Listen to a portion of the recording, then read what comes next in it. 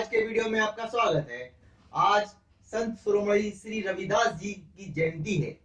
आज इनके उपलक्ष्य में आज हम संत रविदास जी के बारे में थोड़ी सी रोशनी डालेंगे। दोस्तों, आप जानते हैं कि भारत धरती ऋषि मुनियों की और साधु संतों की धरती रही है।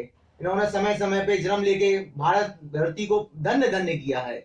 उन्हीं महान संतों में से एक संत हुए थे हमारे रविदास जी। रविदास जी के बारे में कहा जाता है कि इन्होंने जाति पाति के बंधन को तोड़ते हुए एकता के सूत्र में बांधने का काम किया। संत रविदास जी इतने महान थे कि निम्न जाति में भी पैदा होने के बावजूद सभी धर्म के लोग इन्हें आज भी मानते हैं। रविदास जी के जन्म के बारे में हम थोड़ा रोशनी डालते हैं तो संत रविदास जी को रैदास भी कहा जाता है और पंजाब में इन्हें रविदास जी बोला जाता है। संत रविदास जी का जन्म माघ महीने की पूर्णिमा को पड़ता है। इनका जन्म 1376 ईस्वी के आसपास हुआ था। काशी को जो काशी था अब बनारस कहते हैं, उसके एक शहर गोवर्धनपुर में इनका जन्म हुआ था। इनकी माता का नाम खालसा देवी और पिताजी का नाम रघु था। इनकी पत्नी का नाम लौना जी था। रविदास जी चरम जाति यानी निम्न जाति में पैदा हुए थे और इनका परिवार का काम जूते बनाने का था, पर इन्होंने इतने छोटे से काम को भी ध्यान से जोड़ दिया। अपना ध्यान, अपनी साधना को उन्होंने उस काम में भी लगा दिया और यह साबित किया कि कोई काम छोटा नहीं होता। दिल से जो, मन से जो काम किया जाए उस काम में भी आपको ईश्वर की प्राप्ति हो सकती है। उन्होंने सामाजिक कार्य किए, ऐसे सामाजिक कार्य किए जो उस समय बहुत जरूरी थे, क्योंकि जातिगत भेदभाव उस समय बहुत था। उन्होंने जातिगत भेदभाव को दूर करने के लिए बहुत सारे दोहे, ग्रंथ, बहुत सारी चीजें लिखी और सामाजिक एकता पे बहुत बल दिया था। उनके लिखे हुए कुछ दोहे पंजाबियों में, सरदारों में, अपने ग्रंथ साहब में भी लिए गए। 40 से अधिक दोहे गुरु ग्रंथ साहब में इनके बनाए हुए लिए गए हैं। इनकी संगत ये उस समय गुरु कबीर इनके गुरु भाई थे, क्योंकि कबीर और इनके दोनों के गुरु रामानंद जी थे। रामानंद जी ने ही इन दोनों को शिक्षा दी थी, तो इसलिए ये दोनों गुरु भाई थे। इनकी एक शिष्या मीराबाई थी, जो मीराबाई का आपने खूब नाम सुना होगा। मीराबाई भी इनकी परम भक्त थी। इनका आपने एक बहुत अच्छा पद सुना होगा, मन चंगा तो कटौती में गंगा। मन चंगा यानी मन आपका साफ है तो गंदी जगह पे भी आपको ईश्वर प्राप्त हो सकता है। इस बात के पीछे एक कहानी है कि संत रविदास अपनी दुकान पे बैठे हुए थे, जूते बना रहे थे।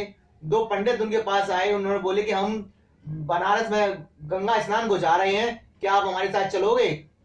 तो उन्होंने कही मैं तो खैर नहीं जा पाऊंगा, आप ये काम करना कि आप वहां जाओ तो ये कुछ पैसे उस गंगा जी में मेरे नाम से डाल देना। तो वो पंडित जी दोनों चले गए और उन्होंने वहां पर जाके जब अपने कुछ काम किए तो उन्होंने वो पैसे भी रविदास जी की तरफ से गंगा जी को चढ़ा दिए। गंगा माता बहुत प्रसन्न हुई। तो उन्होंने उसमें से अपना हाथ निकाल के एक सोने का कड़ा दिया कि जाओ मेरे भक्त रविदास को ये सोने का कंगन दे देना। पर पंडित जी की थोड़े मन में लालच आ गया कि अरे सोने का कंगन उस गरीब के लिए, हमने इतनी पूजा कर रहे हैं सालों से, हमें तो कभी प्राप्त नहीं हुआ। तो उन्होंने वो सोने का कंगन ले लिया और उसे नहीं दिया। उन्होंने वो कंगन किसी को बाजार में बेच दिया। वो बहुत सुंदर कंगन था। वो कंगन बाद में राजा के पास पहुंचा। राजा ने उसे अपनी रानी को गिफ्ट कर दिया। तो रानी ने कहा मुझे एक कंगन इतना सुंदर है, मुझे दूसरा कंगन भी इसी जैसा ला के दो। तो राजा ने उस सुनार से कही भाई इतना सुंदर कंगन उन्होंने एक दिया, एक और उसी जैसा ला के दो। तब वो एक कंगन ही था उनका, दूसरा कंगन कहां से आए?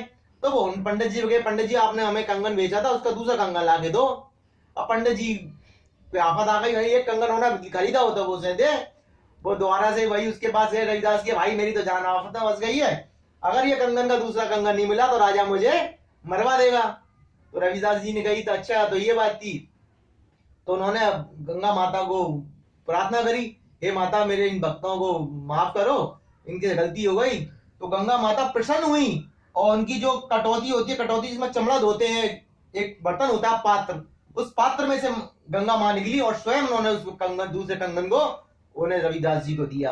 तो उन्होंने अपनी भक्ति के बल पे अब समाज को दिखा दिया कि कोई छोटा कोई बड़ा नहीं होता, समाज में सभी समान होते हैं। रविदास जी जयंती को पूरे भारतवर्ष में सभी धर्म, सभी तरह के लोग मनाते हैं। सन 1540 ईस्वी में इन्होंने अपने देह छोड़ दिया, यानी 1540 में इनकी मृत्यु हुई। संत रविदास जैसी हस्ती इस पृथ्वी पे कभी कभी आते हैं, हाथ जोड़ के इनको पास रविदास जयंती के अवसर पर नमन है।